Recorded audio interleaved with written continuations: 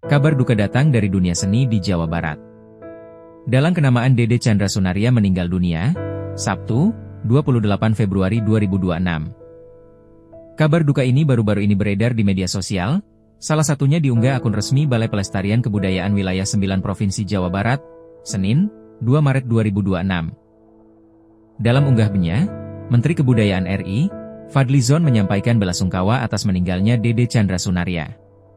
Menurut informasi yang beredar, dalang Dede Chandra Sunaria meninggal dunia saat manggung. Kabar meninggalnya Dede Chandra Sunaria ini juga diunggah video detik-detik Dede Chandra Sunaria meninggal saat manggung di Jelekong, Kabupaten Bandung.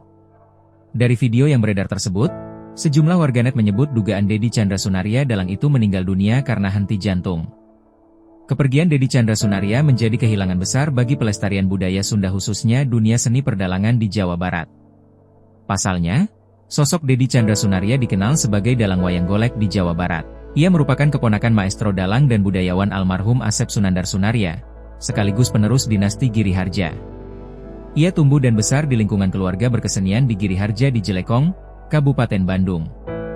Ia menempuh pendidikan seni diploma, D3, di ISBI Bandung. Selain menjadi dalang dan budayawan, ia juga mengabdi sebagai ASN dan pendidik di ISBI Bandung.